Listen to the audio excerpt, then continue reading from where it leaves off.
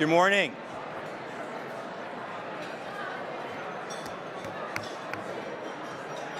Good morning, everyone. Is the microphone on? Good morning. Oh, this works. It's not working. Hello? Hello? Hello? I feel like Adele. Get it? Adele, hello? Yeah, okay, great. Hello, everyone. My name is David Simmons, and I'm an executive member of the Canadian Club of Toronto's board and your host. Thanks for joining us in person, and welcome to our online viewers. Our club has always been a forum for public figures, thought leaders, and decision makers to share their ideas. Here, we offer access to dynamic political, business, and public personalities. The Mayor of Toronto is one of them. The ability to connect with you and leaders in a forum like this wouldn't be possible without the support of our sponsors. This morning, I would like to acknowledge the support of CPA Ontario. They are represented today by Luca Bucci. Thank you for your support.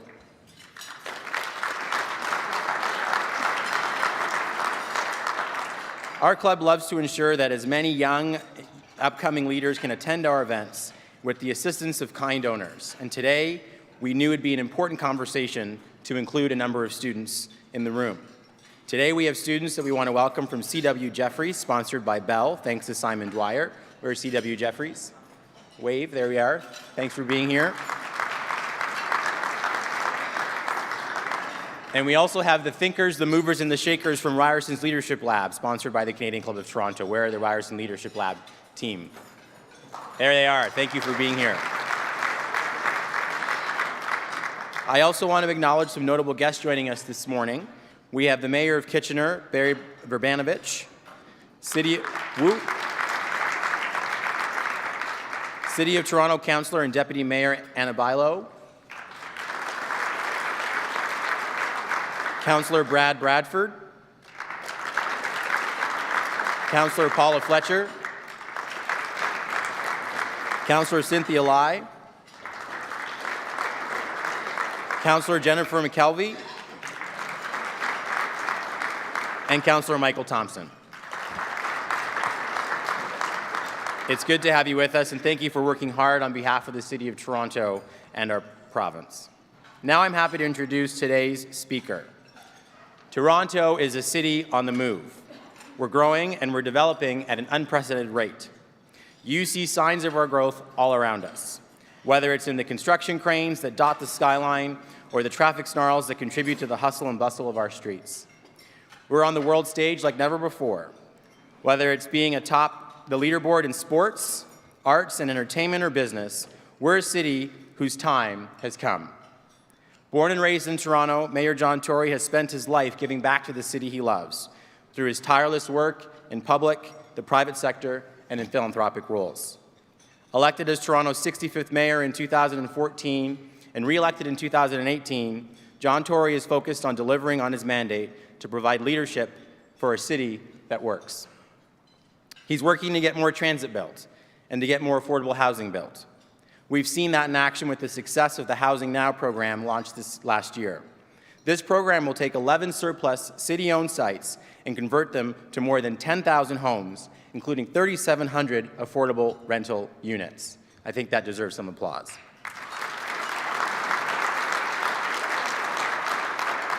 Mayor Tory has kept taxes low while investing in priority services, including poverty reduction and modernizing government services that Torontonians rely on.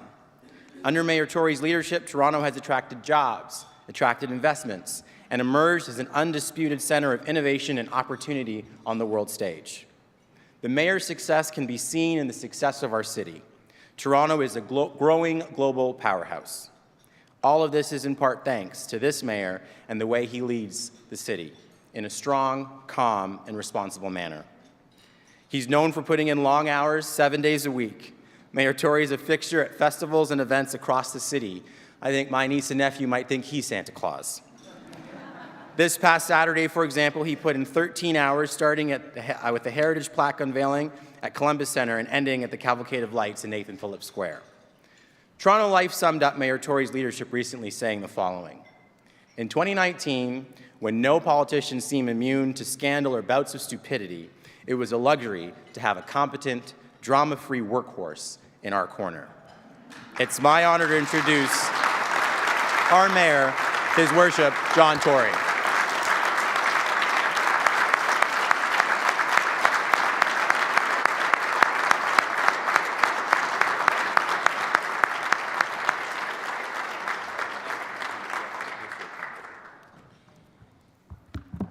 Well, thank you for that kind introduction. I think on the bouts of stupidity part, there'd be a number who might take issue with that, starting with my wife. But having said all that, I'm not going to argue with what Toronto Life says, or the Toronto Sun, Adrian. I argue with that from time to time. May I begin by saying thank you to the Canadian Club for this invitation to be here, and apologize to you for the hour, but it's clear that many people like this morning format. I'm a morning person, so for me, if they said I had to give a speech at 6:30 or do anything else at 6:30 or even 6 o'clock, I'd be happy. Barb, my wife, says that the best moment of her day is when I say goodbye to her when I leave in the morning, because she knows she has 2 hours left to sleep. And so, you know, I guess different strokes for different folks. But I also want to congratulate Phil Gillies and just assure the rest of you that was not a fix. I mean, Phil is somebody I've known for, I think, probably 40 or more years, and that I would draw his name out, which just proves you should never ask politicians to do the draw, because you make one person happy and all the rest of the people here unhappy. But having said that, it's a pleasure that I was able to make him happy today. I am delighted to be joined, as was mentioned, by a number of my colleagues. And I just want to say that while obviously they are not all of the members of Toronto City Council, they are among the people that are handling some of the most sensitive files as we go forward. Michael Thompson is the person in charge of economic development. And, you know, the fact of the matter is this city is booming at the moment, and that's not something you take for granted. In fact, what I'm going to talk about today is really the steps that we have to take, and quite frankly how we have to pay for it in order to keep the city moving forward. Anna Bailau, the results of a lot of her work were just seen yesterday in the release of a new housing action plan for the next 10 years, and it's an outstanding piece of work that she led on.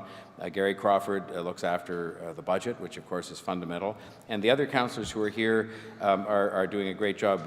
In fact, 3 of the ones that are here, Cynthia Lai, Jennifer McKelvey, and Brad Bradford, are new, but I can assure you they're making a significant contribution. And the other, Paula Fletcher, is a veteran who is helping in a number of areas, whether it's film, the waterfront, our real estate initiatives through Create.to, and so I really appreciate their help, because the city level of government, I think, as you know, is a partnership. You cannot, the mayor, frankly, is not a position that is invested with a lot of inherent power. You have a very powerful platform, but you need to have, and I've certainly benefited from the cooperation of the members of council to get things done, which I think we're doing. And of course, none of it would be possible without a very excellent public service that we have, and they are also well represented this morning, and I appreciate that. Our city manager, Chris Murray, is here. I was in Hamilton speaking to the Chamber of Commerce yesterday, along with Jan De Silva, who was kind enough to come, and I actually went there and said a number of nice things about Hamilton, which for an old Argo fan like me was difficult for me to do.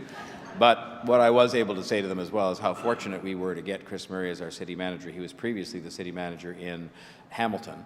And I said, you know, when they talk about a sports trade, they say you acquired somebody for future considerations. And I said, now that I know how valuable Chris is, I'm not sure what the future considerations could possibly be coming from us.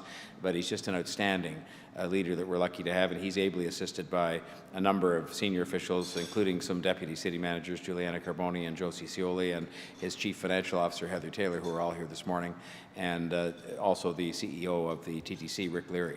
And we're blessed. You know, it's been one of the experiences that I've had that is not new to me, but you get reminded when you have a job like this and you work so closely with public servants what an incredibly noble profession this is, and how incredibly lucky we are to have people serving in the public service who are just incredible professionals who write reports. I mean, people will scoff at city reports. You should read them sometime and see the amount of work that goes into every decision and how it gives you the history of what's been done, and it's just incredibly professionally written, and I think we're lucky to have the public servants we have, from the people who write those reports through to the people who, you know, keep the streets clean and keep our ice rinks going and all that. And we're just very blessed, and I appreciate their help very much.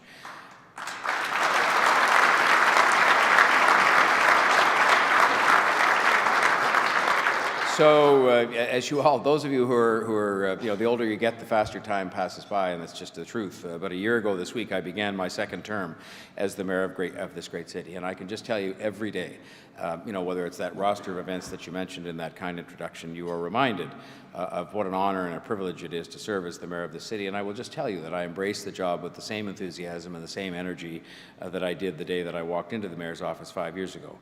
I was reelected. I was lucky enough to be reelected, and you never take these things for granted, in 2018 in every ward across the city. And that was important to me because it meant that I had the general concurrence of people from right across the city to bring the city together, which was really important. And that's a daily challenge that exists in this job, just because the city has many disparate parts and it is diverse in many different ways. But I did get what I believe to be a strong mandate to get things done. And it's fundamentally, the mandate is to work with other governments and to work with the members of the City Council to get things done, which will make sure that this incredible run of success that we're on continues. Because after all, isn't that really what you're trying to do? To make sure that 10 years from today, as a result of the decisions you make today, the city can be as successful as it is right now.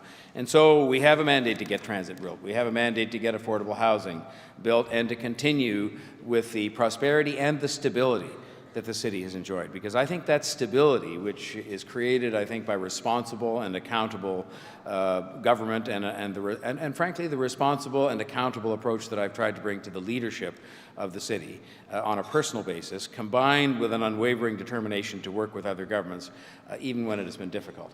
And, I've had no hesitation in standing up for Toronto when the occasion required, but by and large, I would see that my task, and we'll discuss that this morning, is to work with the other governments to get them to help us in the cause of building a better city. And so as a result of that approach, and it's a two-way street, it takes two to sit down, we have in place a transit agreement with the province, and that's something that a year ago you would have said was highly unlikely. And that transit agreement will see almost $30 billion coming from the provincial and federal governments to be expanded in transit expansion. And I want to thank Premier Doug Ford and Transportation Minister Caroline Mulroney for working with us, for having the patience. The same is true of the government of Prime Minister Justin Trudeau. They worked with us and they've had the patience to sit together and to figure out a way in which we could get the transit expansion done that just has to get done. And of course, the challenge now is not just to develop the plan, which we've done, but to actually get the transit built. Similarly, we have a Housing Now plan that will add 11,000 housing units, as was mentioned, including more than 3,000 affordable rental units on 11 city-owned surplus land sites. And this is an initiative, just to put it into context, and again, it's a development that took place some time ago, but it was lauded at the time for the scale that it represented. It's a development that is 3 times the size, or an initiative 3 times the size of the St. Lawrence community development. It's a plan introduced the day after I was reelected because we knew we needed to get on with it, and we're already proceeding to market on many of these sites to actually get housing built along an expeditious timeline because, of course, as you know, the need is there. And so people will be living in these new rental units, many of them affordable units, as early as 2022. And given how things go when it comes to construction and government projects for that matter, I think that is going to be quite an accomplishment to get things done on that kind of a timeline. We've secured, again, through this cooperation and constant determined advocacy, $1.3 billion from the Government of Canada to invest in social housing repairs. At our City Council meeting just last week, we approved a plan to make sure that Toronto Community Housing is adequately funded and self-sustainable for the first time since it was downloaded onto municipal taxpayers, and this will ensure that no units will close, other than those we consciously decide to close, because there are instances, as you know, where it is better to replace a unit than it is to try to repair it. But if you think back to where we were, when I became mayor, we had none of the contribution from the other governments to help us with these repairs, and it was just assumed that we were supposed to look after it ourselves, which municipal tax base is incapable of doing. And today, after determined advocacy and just pressing and pressing and pressing, the Government of Canada has recognized its role in helping with Toronto Community Housing, and similarly, the Council has stood up and accepted, albeit that we think the other governments should take a greater role in helping us with Toronto Community Housing, especially the province, that Toronto Community Housing requires a sustainable business model in order to avoid us slipping right back in to the place we were before, with a huge backlog of repairs and, frankly, living conditions for people in Toronto Community Housing that none of us would accept. This new permanent funding formula between the city and TCHC results in the largest single investment in the Toronto Community Housing Corporation since social housing was downloaded by the province 2 decades ago.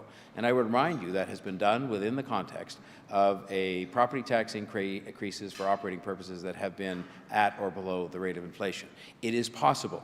Those who set up the false choice between having high property taxes and that solely spelling out your ability to do things and to take initiatives and to increase funding for things like transit and housing are setting up a false choice. It is a false choice. That is not to say, and by the way, when it comes to the investment that we've now made on an ongoing basis, because we put this funding framework in place for the future, as well as for this year, that the Ontario government should not be stepping up and taking more responsibility for TCHC, but for now, we have stepped up and taken the responsibility that somebody has to take in order to make sure those buildings, our public assets, the homes to many of our fellow residents, are properly maintained. We've moved ahead with increased investment and focus on road safety to eliminate pedestrian and cyclist deaths. We've done things like road designs, lower speed limits in hundreds of places across the city, and we've increased enforcement, including automated speed enforcement, which after 4 years of advocacy, we finally had permission to do earlier this week, together with more red light cameras that we previously were able to use, because technology is just a more effective way to enforce those laws than police officers who can't possibly be on every street corner. We've increased investments in community safety to deal with what I believe we all agree has been an unacceptable amount of gun violence in our city. And we've just come to the end, or we're coming to the end of a $1 billion construction season this year to upgrade infrastructure across the city, continuing to make the long overdue investments that we simply must make in our city's aging transportation and water infrastructure, both because it's basic to the proper functioning of a city and because it is going to help us to continue to attract investment and residents, and because it just makes sense from the standpoint of public assets that belong to us and that should be kept in proper order. How overdue are some of these projects on infrastructure repair that aggravate you because when you drive along Richmond Street or Jarvis Street, you wonder, why are we doing these things? Well, on Jarvis Street, our crews are replacing a water main with parts that are 161 years old, pieces of pipe and conduit that are older than Canada itself. And we were actually relying on that infrastructure in the heart of our city to supply us with water. And on Richmond Street, I think the age of the infrastructure there, some of it 140 years old. But we're finally replacing it so that those growing neighborhoods, and that's where development is taking place, will have reliable, modern, safe water service, and we're repeating that important state of good repair work underground and above ground across our city. These are good, necessary, responsible steps that have to be taken in making sure that the quality of life in our city and the attractiveness of our city for its residents and others who we want to come here will continue for people that are here now and for people in the future. And when you talk about people in the future, people continue to come here.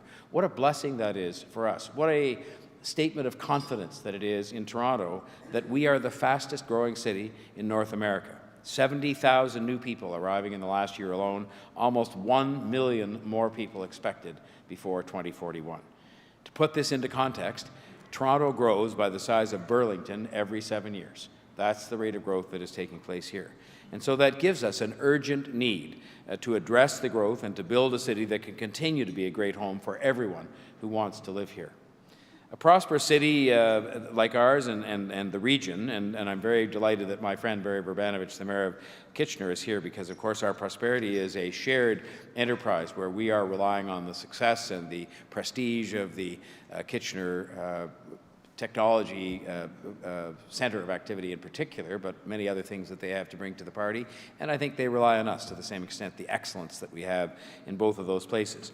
But there are still issues that we have to face, and one of the themes that I want to emphasize with you this morning is that we are long past the point where Toronto taxpayers and the City of Toronto alone can address the issues of the entire region. There will be an efficiency study released today, and I'll give credit where credit is due. The provincial government offered us some money to finance taking a look at our own operations to see if there were ways in which we could do things better, and we took advantage of that, and that work was done by Ernst & Young. And the study in its preamble, in effect, notes in particular that Toronto has taken on an outsized role in the region, bearing a disproportionate burden for a number of services, including, but not limited to, public housing, transit, transportation, and social services. And just as you might remember what I said about the age of some of the infrastructure we're replacing, so that when you're aggravated in traffic jams, you'll put that into context, let me just give you a few other facts that are found in this Ernst & Young report. So it's coming from them, even though I could have told you the same facts. Toronto provides 90% of the public housing in the GTA, 27% of the total social housing in the entire province of Ontario, in respect of which the province pays basically nothing. Close to 40% of all trips on the Gardiner and the Don Valley Parkway, roads owned and maintained entirely at the expense of City of Toronto taxpayers, 40% of those trips begin and end outside of Toronto, in other parts of the province than the 416. And yet the city receives no financial help with the hundreds of millions of dollars it costs over time to properly maintain those roads. Close to 13%, think about this one for a minute, close to 13% of all TTC trips either begin or end outside of the City of Toronto, and yet we receive no outside financial help with the operating costs of the TTC, which you, as city taxpayers, heavily subsidize each and every year. In the past 5 years, unlike the rest of the region, we've massively increased shelter and homelessness programs, and we have accounts, many of them, of people who come from other parts of the region and seek shelter here. And as Torontonians, we say when they seek shelter, we provide it to them because they're fellow human beings. We've just gone from 4,000 shelter and respite spaces to more than 8,000 shelter and respite spaces during the time that I've served as mayor. And I regret to say that those spaces are occupied. But on the other hand, I'm proud to say that when people are in need of shelter, that we provide it. But the question remains, should we be doing it largely on our own? Almost 40% of the spaces in our shelter system are occupied by refugee claimants and asylum seekers. And while we have advocated relentlessly and have been successful, in fairness, in obtaining more than $70 million in federal funding for those costs, we have continued to move people through the system. The refugees are remarkably successful at obtaining employment and housing while their situation is assessed, but a steady flow of people arriving in our city continues. We expect for this year, for example, and this is part of what Councillor Crawford has to cope with in being the budget chair, there will be a $76.9 million pressure in the city's budget in 2020. And I will again be urging Prime Minister Justin Trudeau and Immigration Minister Marco Mendicino to help us fund this cost, which should not be borne, again, by the City of Toronto taxpayers alone. So these facts are very important and put a lot of things into context. They show that as a city, we are not only producing the success, the 20% of the country's GDP that helps to lift the country up as a whole, but that we are also showing the way in providing the support and the investments in people and in the city that are going to lead to further success, which benefits the entire province and benefits the entire country. These issues land on our doorstep because, as you know, most people will pick up the phone or go on their email and contact their municipal government first. But our ability to fill this gap that has been created over time by the inaction of others is not infinite, and it's not indefinite. I highlight it only to show the important role that the city plays in the work that we will all continue to do as a council to make sure that other governments come to the table to address regional, provincial, and national problems. And while from time to time I've had to take on the other governments in a more adversarial way to protect the interests of Toronto, I try to work more on the basis of persuasion and advocacy and relentless appearing in front of them and darkening their doors and sidling up to them at events to say to them, you really should be helping us because it is in your best interest as the Government of Ontario or the Government of Canada as much as it is in the best interest of Toronto itself. And these represent only the beginning of the major pressures that the budget is facing. We have a TTC State of Good Repair budget accumulated over many, many years for the existing system that is at $33 billion over the next 15 years, $24 billion of which is just to upgrade and maintain our existing subway system. We came to office, this council, and frankly I came to office, facing a multi-billion-dollar Toronto community housing State of Good Repair backlog and the real threat at that time of units actually closing at a time when we were desperately short of units. They were going to close simply due to lack of attention. And we did obtain the $1.3 million from the federal government after a lot of hard work, and we put forward, importantly, $1.6 billion of our own city taxpayer money in order to tackle this problem head-on. And though the Government of Ontario slowed cuts to our budget and reversed some retroactive cuts that they brought forward, we know that they have indicated there is less money coming from Queen's Park, including the loss of promised, committed gas tax money, which we had expected to bring in $1 billion over 10 years. These are major pressures. And in response, each and every year that I've been mayor, we've worked to find efficiencies to keep the cost of city government low so that we can invest in key city services like transit, like recreation, like community safety, while keeping annual property tax increases low, particularly out of deference to lower income residents, especially seniors, who might well have an affordability issue if we weren't keeping a lid on property tax increases. So every year, we make a concerted effort to find efficiencies in order to maintain property tax increases at the rate of inflation, while at the same time investing more, not less, in city services. Again, there is information put out there that would lead you to believe that the city is investing less. And in fact, we will this coming year, as we did this year, invest a record amount in transit, a record amount in housing, and other areas that we're putting more into than we ever have before, notwithstanding the fact that we've kept property tax increases modest so that people will not find their affordability issues made worse by their city government. I am proud to say that each and every year that I have been mayor, and this is the 6th budget that I've worked with Councillor Crawford on now, he is a glutton for punishment, agreeing to stay in this job for a second term, although we're only a year in, so he hasn't said anything about next year yet. But we have at one and the same time done all of those things, found efficiencies, kept property taxes increases at the rate of inflation, and significantly expanded services. And that has led our international credit rating firm, Moody's Investor Services, to credit the city's, and I quote, sound governance and prudent fiscal planning, as they have maintained our strong credit rating. While limiting the property tax increases for day-to-day operating budget purposes, 3 years ago we did introduce a separate city building levy to help invest directly and only in major transit and housing capital initiatives. And I think you're all familiar with the concept of budgeting separately for both. In the enterprises you work in, it's routinely done. And so too do we have to identify, obviously, the capital priorities and budget for them separately. And so the dedicated levy that we brought in, actually its predecessor was brought in by former Mayor Rob Ford. By doing so, we ensured that we had the funding available to partner with the other governments to build the smart track stations in the City of Toronto, to transform the Yonge and Bloor subway station from the overcrowded state that it finds itself in today. And these are things we need to do as we expand our transit system and make up for years of inattention. And believe you me, it helps me immeasurably when I go forward as the principal advocate on behalf of the City of Toronto to get the funding for housing and transit, to be able to say we have done our share and we've asked our residents to step up and do our share. And we know that the work to make sure the house is kept in good order is never done. And that is why we're happy, for example, that this very same Ernst & Young report that talked about the outsized burden that we bear in the region also has helped us to identify further efficiencies, millions, tens of millions of dollars in efficiencies they found in a relatively short period of time, and those will be implemented in the 2020 budget that will come forward shortly and lead to not only tens of millions in repeated savings and expanded savings in future years, but savings that will carry on in the life of the government as we go forward.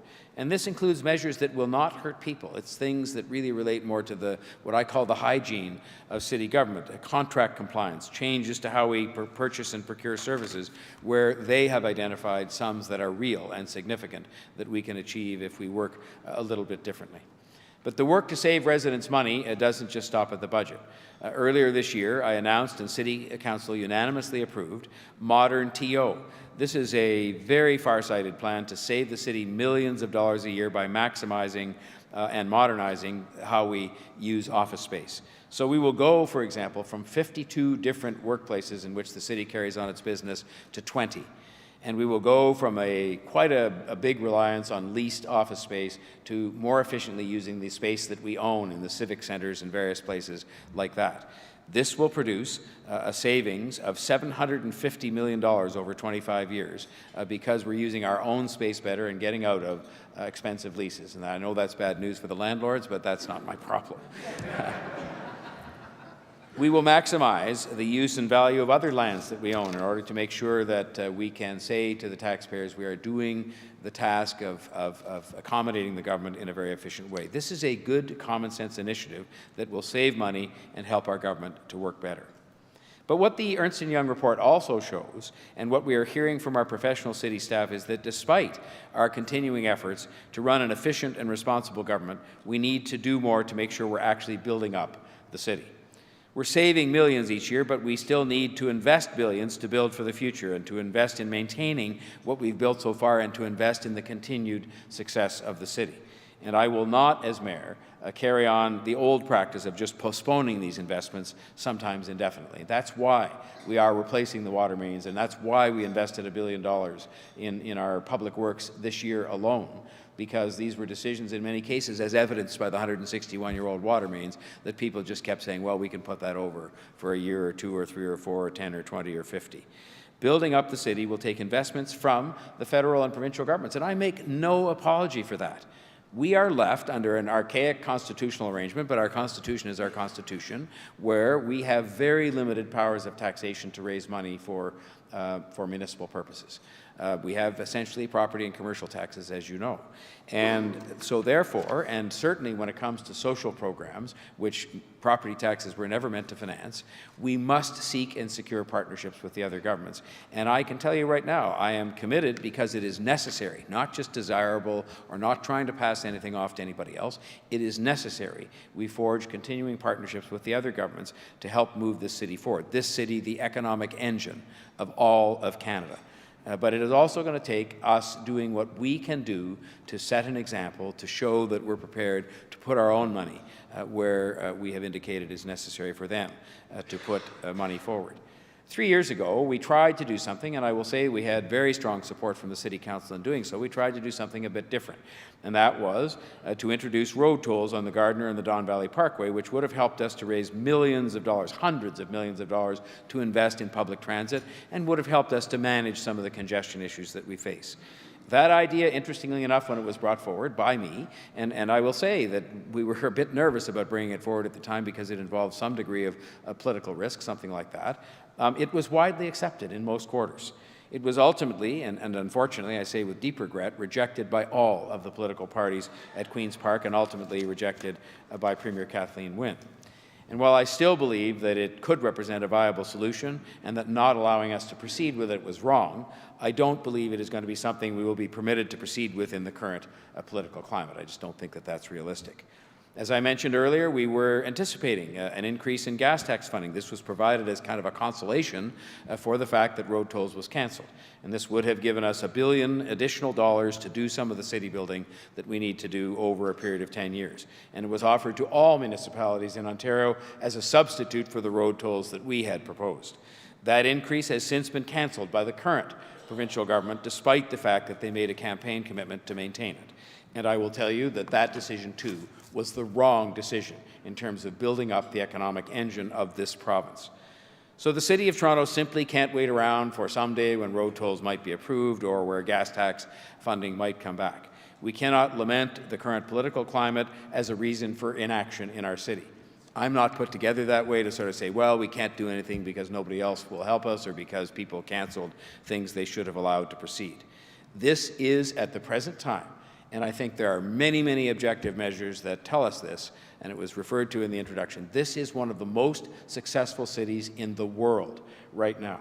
And it's successful not just in the context of jobs and investment coming here, but those jobs and that investment and the way we've been running the city allows us to do more and more to support people who need us to give them a little bit of support so they can be all they can be in a city that needs all hands on deck to fulfill our full potential. And so I intend to lead the city as best I can with my council colleagues to keep making the investments that is going to keep it that way, working with the other governments and working with other cities like Kitchener to get these things done.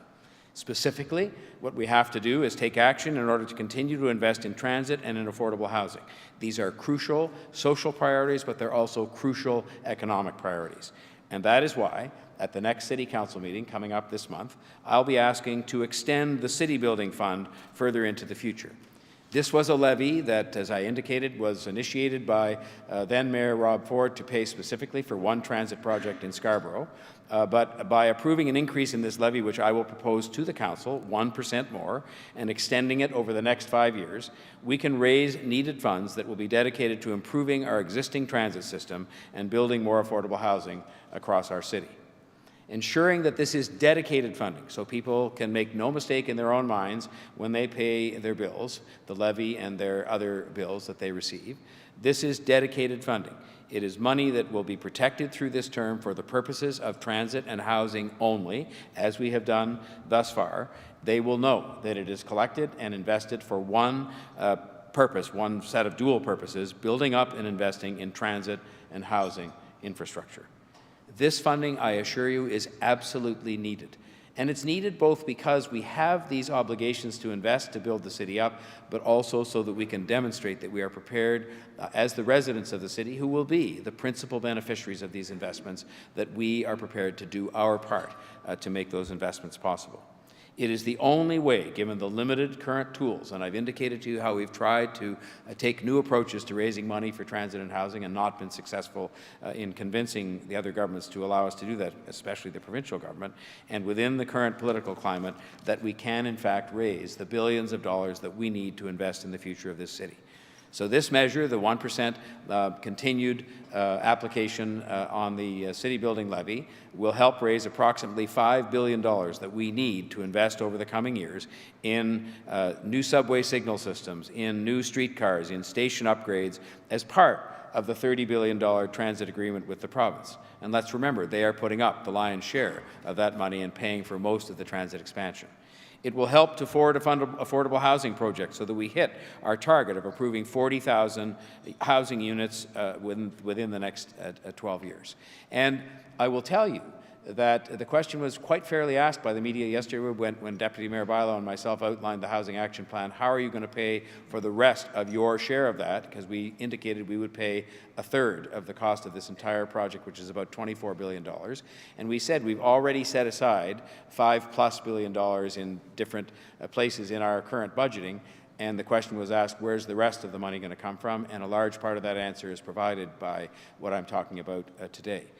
We're at a key point in the history of the city, where we simply have to invest in the infrastructure of the city. And by infrastructure, we take that in a broad context to include not just transit, but also affordable housing. We have a provincial government right now, and I credit them for it, that is prepared to invest billions in transit, an amount actually beyond what we had expected when this government first came to office. We have a federal government that remained in office, thanks clearly to pledges that it made to continue to invest in the City of Toronto and its residents. You've heard me say often, the government of Prime Minister Justin Trudeau has been a good partner for the City of Toronto. And with this initiative of bringing forward the city building levy to apply for some of the years going forward, we will ensure that we will be seen first and foremost when we go and ask them to continue to partner with us, that we are already a partner at that table with a reasonable portion of the funding in order to get these things done. I think it will put me in a much better position, together with my colleagues, to continue advocating to those governments that increased sustainable investment in the economic engine of this country is good for Toronto, good for Ontario, and good for Canada. 3 years ago, I said, and it was mentioned this morning, that it was time to build. And that is still true. In fact, it is even more urgent now than it was 3 years ago. I am absolutely determined to continue to build up the city. I believe that is going to be a continuing task in front of me for every single day that I hold this office as mayor, to build up transit, to build up housing, and that is really what building up our future is about, in addition to all the investments we make in building up people, which is the most important investment of all. I think, yes, and that's worthy of it. I believe the City Council is ready to move forward. I'm optimistic when I bring this forward. It will go to the Executive Committee in just a few days' time and then on to City Council. I believe that they will understand and they will support the fact that this is a forthright, honest, straightforward, transparent step to say that when it comes to these very special and very significant capital needs on transit and on housing, which do have both of them. You know, we often think of transit as something that is just about 2 dots on a map. It is about connecting people to opportunity. That's the real reason you build transit. When you talk about getting people from point A to point B, what are they going to do? In many cases, they're going to pursue their education to lift themselves up. They're going to get a job. And that's why you build transit, and housing is the same thing. We know, especially in this climate, in this city at this time, the proper roof over your head is something that is fundamental to the personal success of people who live in this city, as well as fundamental to our economic success. And so I'm confident that when we get to the City Council in a very short period of time, that they will understand this is the right way to go. This is the best way forward to protect the prosperity that we've enjoyed in the last number of years, to protect the success that is globally recognized, to keep people coming here, the smart people from around the world who bring their ideas and their energy and their jobs and their investment to this city. Given our economic power and the need for that to continue, it is in the best interest of all of Canada. And I don't say that immodestly. They think Torontonians and mayors of Toronto and so on say this kind of thing all the time. The fact is, when you represent what we do, this region as a whole, together with our friends in Kitchener and elsewhere, to the success of this country, it is important we build up the city and move forward with the kinds of things that I've talked about today. And that is why I think this measure that I've shared with you today, as well as the efficiencies, which will make it possible for us to continue to invest on the other side of things, those are all important to the continued success of your city. And I hope that you will take the opportunity with your city councillors to express your support for these measures that I think are straightforward. I think they're easily understood by people, and they have right beside them a list of things that we're going to do with that money, which I think is something that people want to see when they are being asked to invest. Thank you very much for your attention.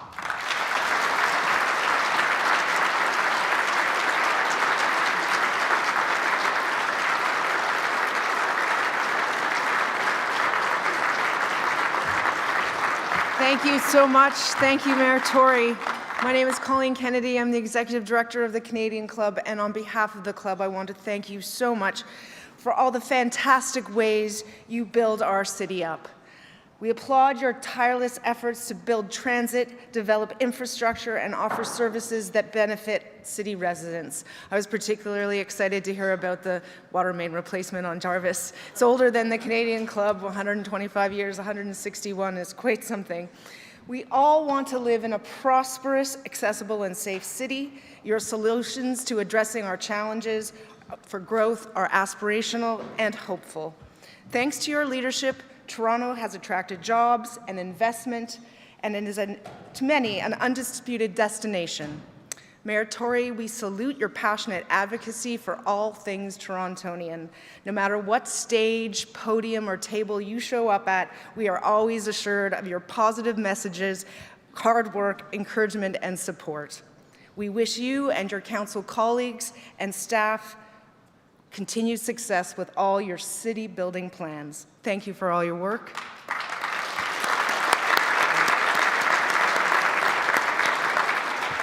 Quickly before we close, I want to thank once more CPA Ontario for sponsoring today's event. And I would like to thank mediaevents.ca and VVC for live streaming today's event. And I want to thank you all for joining us. Please have a wonderful day, and we hope to see you again soon.